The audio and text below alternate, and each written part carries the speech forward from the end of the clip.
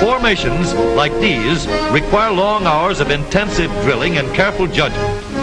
When the troop goes around the corner, the riders on the outside of the turn have to adjust their speed to keep even with the riders on the inside.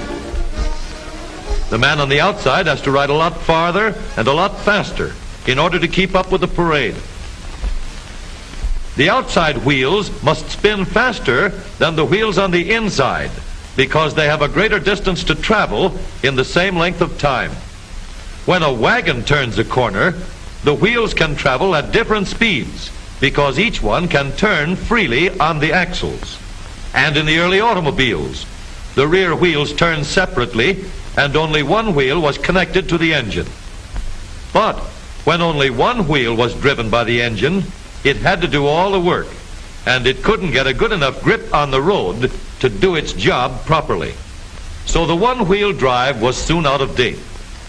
But if two wheels are locked on an axle so that they are not free to turn separately, one or the other has to slide. So engineers had to find a way to connect both rear wheels to the engine without sliding and slipping on turns. The device which makes this possible is a part of the rear axle. It is called the differential because it can drive the rear wheels at different speeds. The differential looks complicated, but once we understand its principle, it is amazingly simple. These two wheels are mounted on separate axles and supported by a frame so that they can revolve freely at different speeds.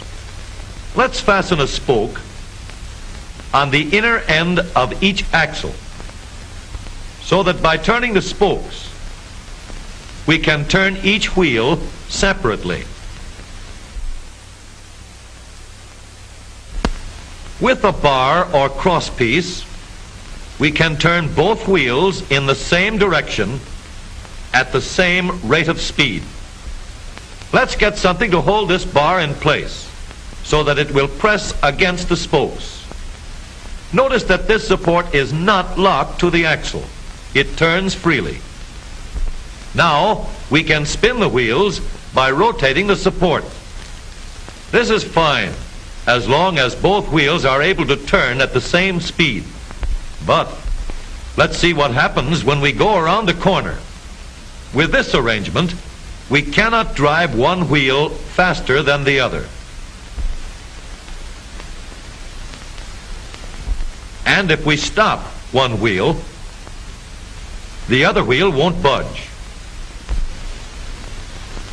Let's put this bar on a pivot so that it can swing in either direction.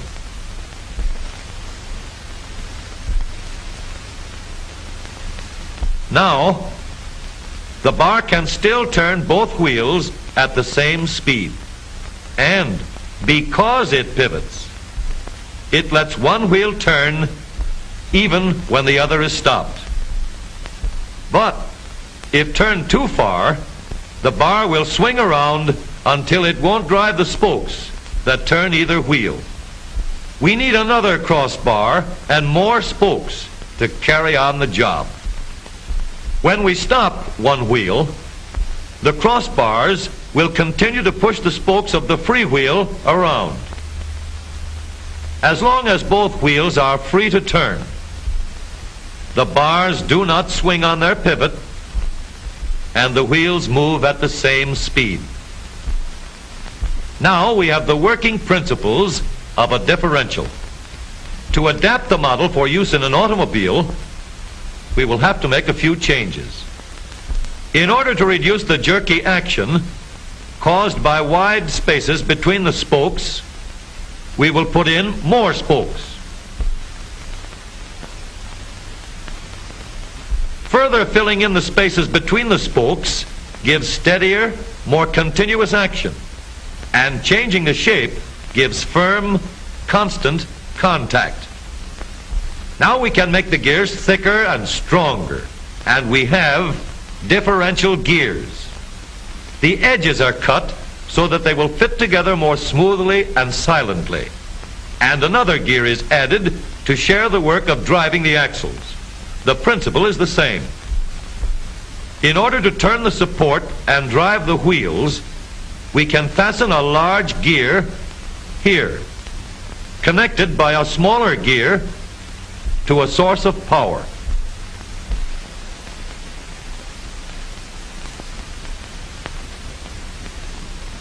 Notice that the power is connected to the differential at the center line. We can make our model more compact by moving the gears closer together. When we put our differential in an automobile, we have to leave room for the drive shaft, which carries the power from the engine. We may build the floor of the car above the drive shaft. But if we do, we won't have much room inside unless we make the top of the car high too. Of course, we could lower the floor and ceiling, but the drive shaft would be higher than the floor. This would have disadvantages. A shaft in the middle of the floor of an automobile would be inconvenient for passengers and would be awkward for carrying luggage.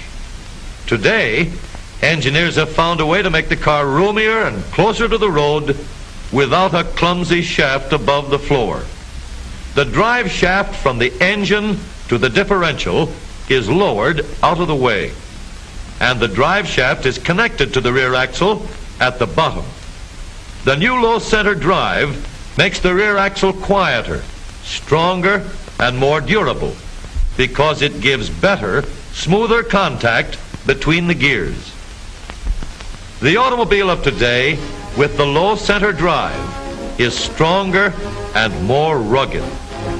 Every part of the rear axle has been built to withstand strains far greater than it will ever meet on the straightaway or around the corner.